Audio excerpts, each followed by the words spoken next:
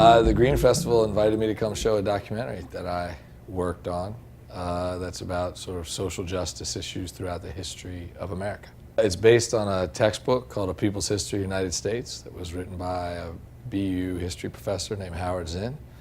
A lot of people know who Howard is, or was, sadly. We spent the last 4 years of his life sort of putting together this documentary to capture a number of the moments in American history where people spoke out against economic injustice, racial injustice, war, poverty, policy, all of those things. Well, luckily I have Howard at the end of the movie saying exactly what he thinks the essential message is, because I'm just a movie producer. But I think the general gist of Howard's 87 years was that he really felt like people forget the power that they have if they're organized. And I think his goal was to sort of present 2 points of view. One was each of us are creating history right now ourselves and how we live our lives, what we choose to eat, what we choose to use to build, how we participate in the economic, political civilization that we're part of, so that we should be much more conscious of ourselves as individuals playing into this larger machine. The second part was that once you do that, if like-minded individuals can come together and be organized, they can be a true force for change. And that was really it. It wasn't, there weren't any larger concepts we were trying to hit, but to get people to realize that they're making history right now, and that if they come together around things, they can actually make a difference. Yeah, the film is sort of it's basically live performances that have been filmed and then edited, and then Howard has written and then did a voiceover that went over the whole thing. So it put you in sort of a four-man, collaboration where you had the artists that were doing the performances, you had sort of the large filmmaking team that was putting it onto film and putting it together. Then you had Howard, who was sort of creating the through line throughout the piece. And then you had all the supporters, the investors, the marketers. We've forged a great partnership with the A&E television networks around getting the property out to people. But obviously we're also doing a lot of our grassroots stuff. That's why I'm here, and that's why I'm showing the movie to people at the Green Fest. It's really hopefully a spark. It's the kind of movie you watch and you think, man, I should do something. And then we hope people go out to places like the Green Fest and figure out what they should do.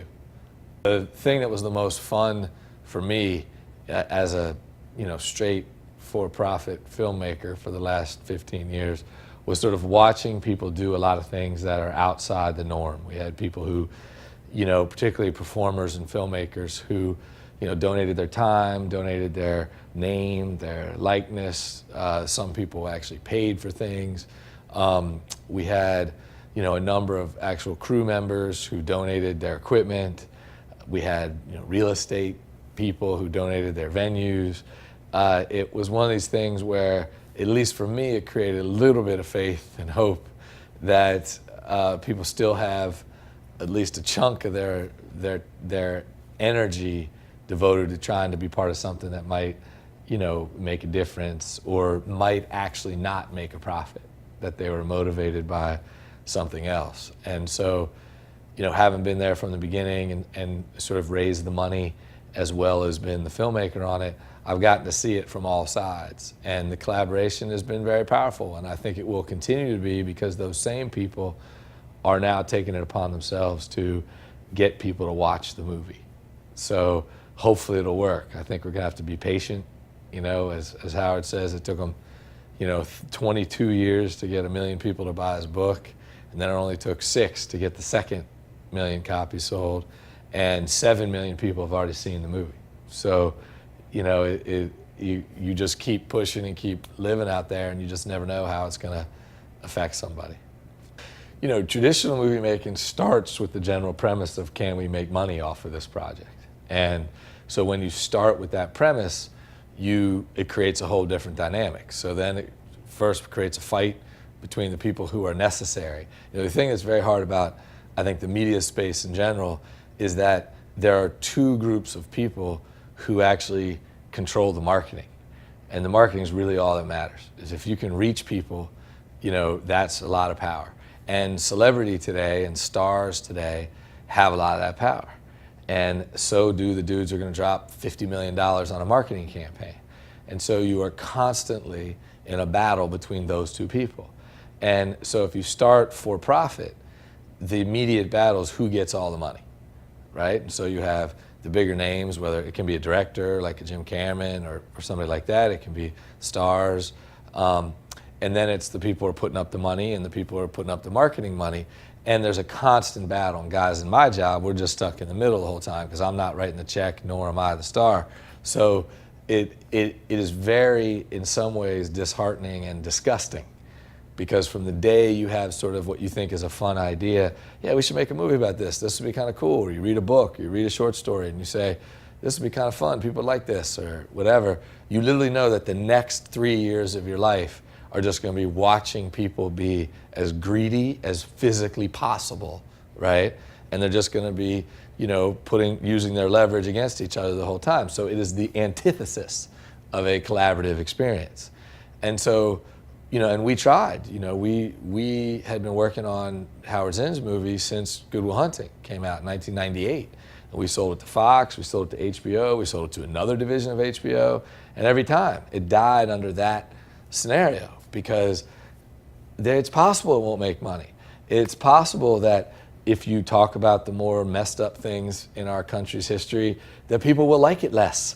And if your job is to get more people to like it, then you don't want those things in the movie. And Howard's point was, well, the whole reason to do the movie is to put those things in the movie. So I guess we're not going to do it with you. And so, you know, as I say, it was a very inspiring thing. And I'm here now sort of carrying the torch myself. And we have, you know, a group of motivated people who are going to try to do that over the next few years because we realize we're in that fight, that we can't make the plausible argument that you're going to make a lot of money. So that cuts off 99.9% of the media industry as a whole. But then we made the conscious choice to try to overpower that with celebrity. So if you watch our movie, you're going to recognize every person who shows up. And it doesn't matter if you're white or black or young or old, there's somebody in it for you. And you're going to go, why is that dude in this documentary? You know? And that was our conceit from the beginning. You know, plus these people are good performers. So you're going to hear a slave reading from, you know, slavery here in America. Sounds better if Kerry Washington reads it than I do. But it's also because Kerry Washington will stand up there and talk about it. So you need those people. And I think what's happened in the media business is those projects are now very clearly delineated. People now have to make choices in their lives. They have to say, I'm going to do this project, I'm not going to make a nickel, and I'm going to be doing it because I want to, and I'm going to have to carry it up the mountain. And then, you know, Matt Damon, for instance, is a big supporter of our project. They knows when he goes and does the next Bourne, he doesn't have to do a thing. They're going to drop $150 million and fly him around the world, and all he's got to do is sit there in rooms like this with a big banner that says Bourne on it and talk. And people don't even care what he says. They're just going to look at his face, see Bourne, and go see the movie.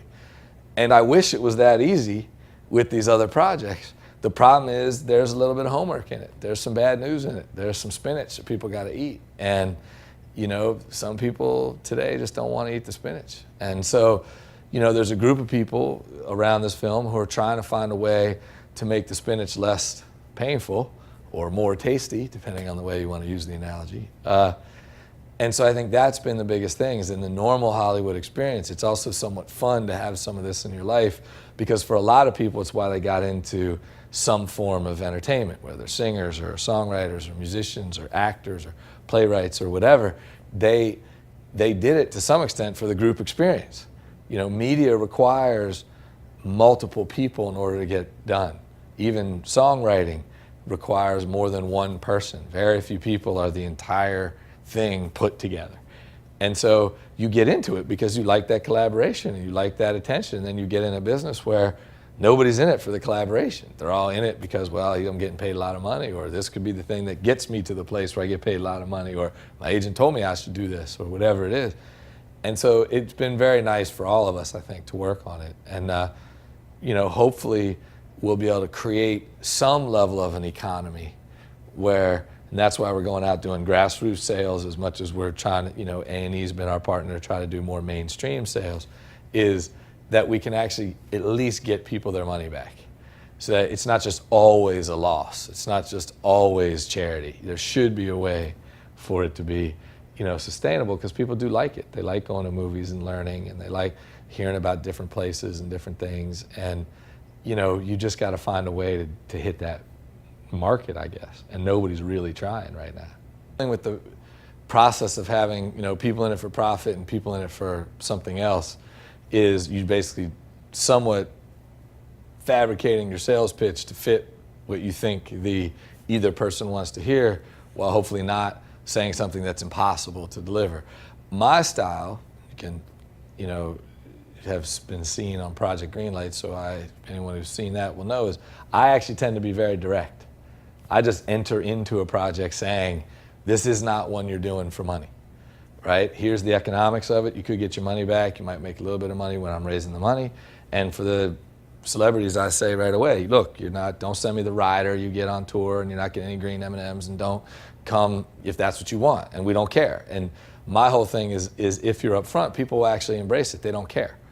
But what happens is if you give them an expectation and then you take it away, they get offended.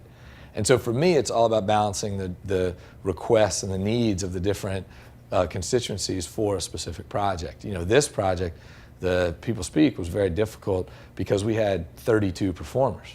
So you got a lot of egos, you have a lot of sort of issues, and we had 26 investors. So you have, if I'm doing my math right, there's 58 people who you have to treat in a certain way that they feel like they're getting something out of it, because the core thing of becoming a bigger star or making a lot of money isn't in it. So you have to make sure you've sort of balanced that. But I think Howard did a lot of that for this project. People love Howard's work. People love Howard. And so we probably could have screwed it up, but I think the reason we're still able to attract this talent is because they had a good time and they're proud of the final product. What I would say, it's funny because I've been in a lot of rooms because of this project, and having networks as big as the A&E networks decide to pick it up. There's a lot of discussion about it. I think there is a middle ground that is becoming more popular in mainstream media, which I would call engagement. And I'm never going to be somebody who says engagement is bad. But what I would say is that was definitely not our goal in this project. So it depends on how you want to define the People Speak. The People Speak in Howard's mind, in my mind, and Josh Brolin and Matt Damon and Eddie Vedder and all of us who really helped put it together, was designed to actually call people to action, was to actually say, get up off your couch and go do something, right? And here are a bunch of things you could go do. Engagement, in my opinion, is much less political. It doesn't have and here are the things you could go do. It just says, go do something. So, rock the vote, for instance. It's a cool thing. It's great. People should vote. But I think at some level, it's giving people an escape route. Hey, I work with Rock the Vote. I say this to some of the celebrities I work with. They do things like Save the Children or water.org or, whatever. And the point is, hey, yes, we do need clean drinking water, and it is an issue, and there's no reason anybody shouldn't do it. But it's also completely safe. And I think the point that I would make is that media that's not safe is still the anomaly. And I would say we're right in the middle. We had so much celebrity. We had, it's American history that a lot of people, were sort of like, okay, we can live with this. These were cool things that happened, and it's great, so we can watch this and put it on national TV, right? But I think Howard's view was that media has the power to emotionally connect to people, and it should emotionally connect them on things that they get outraged by, that they get radicalized by, that they decide to go out and fight. And clean water is certainly one of those things, but if you do the research on why there's no clean water, there's a whole lot of radical things that need to get done for everybody to have clean water. And that's where I think the line is still drawn. So like MTV will say, well, all of our demographic, they really want to be engaged. Since the Obama campaign, they got engaged, they were interested, they're psyched, so they're looking at programming all the time. We'll probably do, Howard wrote a book called The Young People's History of the United States. And it's all people under 20 who did stuff. And we'll probably go do an event with MTV. And we'll be happy that we did that event, and it's great. But MTV is not going to let us go the whole level of actually taking a position on any of these issues. They're going to stay at the line of, hey, you guys should pay attention, you should learn, here's 50 websites, and you can go do the research on how deep into issue X you want to get. And I just think that in some ways is not a fair thing. I think that if you're really trying to move the needle, people got to stand up and say what it is they really care about and what they believe can be a solution. And that may lead to a lot of tension. But the truth of the matter is the status quo works really well for a whole lot of people. And I think the only way you're going to change it is by going after the status quo. Well, the big media is as much in there as big oil, big manufacturing, so you can't expect them to actually be driving the ideas that Howard Zinn or some of these people we put in the documentary were pushing, because it just doesn't benefit them in any way. And so you really, people will divide themselves. I would say we probably got a group of people that are willing to risk it for the greater good, but I think that's a very hard notion to push forward in mainstream media. So the short answer to your question is I do think a project like The People Speak getting mainstream attention and mainstream distribution and having all these stars is more of an anomaly. It was around Howard, it was around that Howard was getting older, it was around that book's been around for 30 years, it was around that a certain whole generation of people grew up, depending on how you were educated, with that book in your life, so it didn't feel controversial to you, right? But I think if somebody went out with, Reverend Yearwood or, even Al Gore, he got to tell this, part of his documentary is all about how bad the environment is, but now you listen to what he's saying about what we got to do to fix it. That's not getting a national release from Fox, right? He's out there on the road again, all by himself with a bunch of people trying to convince people this is what we got to do. That's the difference. You step into the this is what we have to do category, and mainstream media is going to drop you like a hot potato.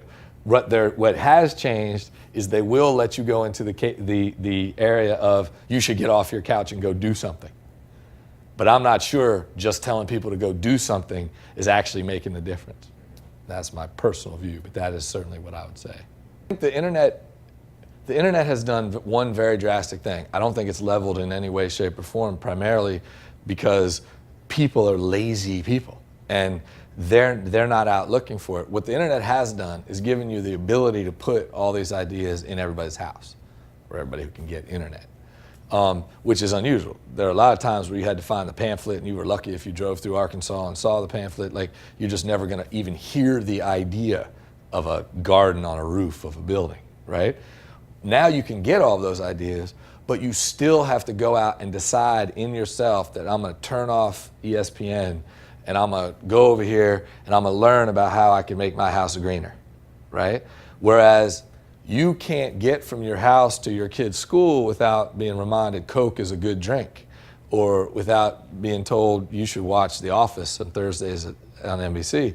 And it hasn't gotten to that level. And I think that's why I said earlier, to me, it's marketing that is actually the key. And the thing that the internet doesn't have, and in fact is actually a genius negative device for marketing, is there's so much information and so many places to go and so many points of view that I think that is the myth that big media and other people are putting out there is, hey man, don't blame us. We don't got to put commercials about the clean environment on NBC anymore. There's shit all over the internet, right? You don't need to force me, Mr. Government, to tell people that, their kids maybe shouldn't eat this food, right? That everybody knows that. It's on the internet. Look, there was 2 million people came to this website. The point is the average person watching television, the average person going to the movies I make, isn't engaged at that level. And they're not doing it. But the people who don't really want the status quo to change, they're using it as an excuse to say the playing field is level, right? You just use a pure number of a bad television show and how many people watch that versus an awesome website that tells you how to live a healthier life. I guarantee you the bad television show has exponentially more people paying attention than the good website. And the reason is the website doesn't have the marketing money to say, hey, we're out there, right? But also it's to some extent the humans. Some of the new generation and the other stuff, they aren't people who are going to stand up and say, hey, look at me. I got a good idea, but if nobody thinks it's a good idea, great. I'm just going to live my life in Northern California and nobody cares, right? And we got to start getting some guys who are used to marketing this to saying, this is what I'm going to market. That's actually a conversation, I think you saw some of it we had with the Green Festival. Me and Malik, I don't know if you know the guy from works with Kanye, we were saying to him, look, you got to decide there are marketing things that have worked for the entertainment business for 1 billion years, right? And no offense to the ladies in the back or anything else, but hot girls walking around nightclubs handing out things that say, hey, you can come to the Green Fest and learn some stuff, that works, right? It's worked for rock concerts and rappers for 1 billion years. They would never do it, right? And they were trying to ask us to bring more celebrities or bring more entertainment. My point is, well, then you got to decide, are you going to spend time marketing that way, right? Are you going to let them do what they normally do well? Put them on the radio, let them talk about it. Don't worry if they don't get the message 100% right. Get the people in the conference room and see what the hell happens. They might walk by one of those booths and say, yeah, I could put that in my house. Or this is cool. Or they might come and listen to a speech and get motivated. But there's these things that have been working in the for-profit area that the more progressive units think are disgusting, and we just can't go to that level in order to market what we're doing. Or they have the moral high ground, which is 100% true. You should want to live a better life. You should want to have healthier kids. You should want to further education. People don't. And so it's sort of like, to some extent, you want to go after it and see if there's a way you could fight with it, you know? And that's what Malik did with his marketing campaign. He was talking about Britney Spears. And you know, I've certainly had a bunch of movies like the American Pie franchise, which I've produced. You know, we were going after young kids and talking about safe sex and doing stuff with a funny movie. And there are ways to do that stuff. And the Green Fest is going to put an article in the newspaper and it's going to say, this is what we're doing, and that's what the other groups are going to do. And they're going to say, well, people should come because they want a better world. And they're too tired. They're just too tired. And so I think it's more about that, is finding your demographics and really servicing them and trying to get into it in a way where you can actually interest them. Because I think genuinely, I am still a believer in humans.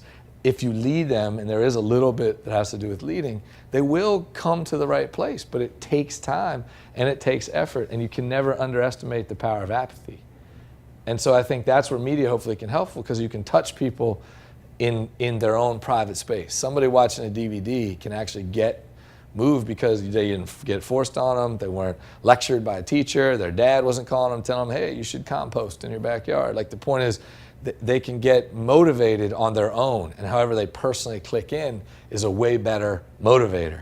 And so that's why I really believe media needs to be a part of all of these movements, because even with the internet, you can't reach everybody one-on-one. And so the media can take, like what we did in our movie, we took Howard Zinn, we boxed him up, we put him there, and now he's dead, so it's even more, people can learn what that guy was trying to say on their own terms, and that is where the internet helps. As a kid in Iowa who's never heard of Howard Zinn can hit it and learn about it. It's interesting, I've heard this triple bottom line concept of the people, the planet, and profits is an interesting thing, because it implies that profits aren't benefiting people and the planet, that they're actually three separate things. I do think it's possible in media. I think the hardest thing, though, is media has sort of two giant areas of work.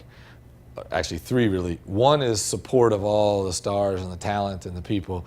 And that's an easier one, because it's how people live, it's how people run their offices, it's how people communicate, how they travel, how they do that kind of stuff. And I think entertainment could actually lead the charge by doing much better things in that space. The problem is, a lot of those humans don't care. So people have to start making it worthwhile. People got to start saying, look, how do you run your office? Well, you got to run your office better. I'm not going to be your client. The other area is production. And production is where a big chunk of the money goes, billions and billions of dollars a year. And the problem with production is that it's these 100-year-old systems that are based on lighting and, you know, equipment and things. And so you're talking about a whole ecosystem that has to change. Cameras have to change, power has to change, lighting has to change, how people do makeup and hair and costumes and transportation all has to change, right? And so I don't think any one large, like 20th Century Fox or all of News Corp could say, we're going green, right? And still there'd be a whole bunch of these subcontractors who provide all this stuff that say, dude, I don't have the money to make all of my trailers solar powered. And now Fox could decide, well, I'm not going to rent any trailers unless you do, right? Maybe that would work, but there's 6 other studios that still might hire them. But most likely what Fox is going to say is, well, we tried. Everything we control, right, we went green, right? But we don't control all this other stuff. We rent cameras from Panavision, and they're not going to make the solar-powered camera. And we rent lights from Hollywood Rentals. And Hollywood Rentals isn't going to reinvent lights, right? And I mean, that's why I think a company like GE is getting out of the entertainment business, because they can't possibly answer that question. You're GE. You could green the entire food chain in Hollywood, right? They don't want to get anywhere near that conversation, right? They're already in it on power plants and nuclear reactors and refrigerators and washing machines. The last thing they want to get into is, holy shit, we got to convince the dudes in some little town in Texas that build trailers that they should make them environmentally correct. We'll never do that, right? But then we'll get criticized for it forever. Every activist out there will be like, well, what about this dude who showed up with the awful trailer at the movie, right? Or the star that shows up like, I'm not getting in that trailer. And then the price will actually go up, because then the movie will be like, well, shit, I got to go find a trailer that this dude will get in. Where's that? Well, there's only 5 in the country. Shit, the other one's up in Vancouver. Okay, what are we going to do, right? And so I worry that the production side is going to take a long time, because you need a lot of people to buy in, and you need people to start being really conscious. And the other problem I have in that people planet, sort of profit circle is there is no standards now. So a guy like me, like if I go out and I say, okay, I'm making a movie, I control it all. Like people speak, I raised every dollar. I made every decision myself. So I go to people and I say, okay, what do I need to do? How do I get the right power? Well, there's 16 dudes on the solar side telling me that I got to go do it this way. There's 16 dudes on the electrical side say you got to go do it this way. There's another dude trying to convince me I should put a windmill up next to the stage and the windmill make enough power to do it. And at a certain point, you're just like, look, if you can't put something here next to this stage on this day, I got to go with the dude I know will show up and put it there. And yes, he is burning diesel fuel, right? And so that's the problem, is that it's a very hard thing. The other thing is the other area, so that area, I guess what I'm saying is, in media, can't really be affected, because I think there's too many people in the middle, and it will take an eco change that I believe will take 20 years or 30 years. And it's still, what could happen is somebody at the top could start looking for it and start demanding it, and slowly it would change. But that one's a harder one to go after, because everybody has the safety net of, hey, I don't build the trailers, or I don't make the generators, or I don't make the cameras. The other area that I think it could really have power is it does spend marketing money like nobody's business. And that is just pure spend. And there is no reason why, like, you go watch the NBA playoffs right now, 30% of the ads are going to be for the next wave of movies coming out, right? It's probably $1 billion into TNT and ESPN's pocket, movie advertising. There is no way, right, that there's not a movie out there right now, or a television show, or something that shouldn't be on this wall right behind me, right? The Green Fest, sponsored by The Office, whatever it is. And those guys could really turn it, because they're dropping big dollars. They're not paying for any hard goods whatsoever. They're just spreading it around. And what you got to do is convince them that the audience that they want, right, is coming to these things. And I think that's really plausible. The other thing, which I think is really believable, is that this group over here, who I think will move, which is the talent, can then support this. My point next time, and I said this to the guys yesterday, is I have, the Adjustment Bureau is this big movie.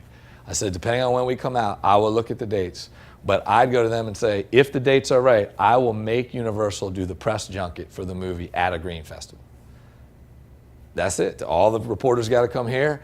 Matt Damon and Emily Blunt will sit here, right? It's no different. You're going to a Four Seasons. You don't have to be at a Four Seasons. You could be at the Green Fest, right? And Matt happily stand up in front of the Green Fest and say, people need to walk through this building and come talk to me, right? And you'll get every single person in there, right? And I said, now the question will be dates. It's possible that we don't have the right spot because we don't know yet when the movie comes out. But I said, that's an example. That's 150 grand wasted, right, on a hotel so that all these reporters can come in, right? We'll get you the 150 grand. Now, granted, you're going to have to hire a few more people, and you have to raise the level of craft service that you have in your little suites. But that's not going to cost you 150 grand. So you're going to walk away with, say, 100 grand, right? You're going to do something good for people. All those reporters that come rolling through and be like, why the fuck are we at the Green Fest, right? And the point is, there's not even a direct correlation. The movie's not about the environment. The movie's not about sustainable trade, right? But the point is, it's because Matt and Emily can sit there and say, or I'll say, right? It's because we want people to see this, and you got to come see me anyway. So what difference does it make? I'm in Chicago. What difference does it make if I'm here or I'm over there at the Drake? Zero, right? But it makes a lot of difference to the Green Fest, makes a lot of difference to those dudes out there. It makes a lot of difference to the general idea of what people are trying to do. And so that's what I was saying, is that nobody loses with that decision. There's no pressure, there's no people you got to convince. You just got to walk out and say, I'm happy to do the junket for you. In fact, I'll do 10 extra interviews, but you got to do it at the Green Fest. Doesn't hurt Matt at all. It doesn't hurt. And I said it takes guys like me to suggest that idea and say we have to try to do it. But my point is, there's little things like that that could allow these things to happen. I've been saying to the artists, the musical artists that I know, you got to plan your tours better, dude. You got to use your tours as opportunities to get ideas out there. If you look at what U2 do, I mean, I think Bono to some extent has passed rock star to evangelist, so that it may hurt him a little bit. But if you just look at what they did, I mean, everybody comes in there to see the music, and he plays his standards, and everybody yeah, I get to hear, the Joshua Tree or whatever, right? But then he also stands up and talks about shit that's happening around the world and doing whatever. I'm like, everybody could do that. There's no reason why they don't all do that, right? They also could plan around events like this. There's no reason why Pearl Jam is on tour right now, doesn't plan their Seattle date with the Green Fest in Seattle in 2 weeks, right?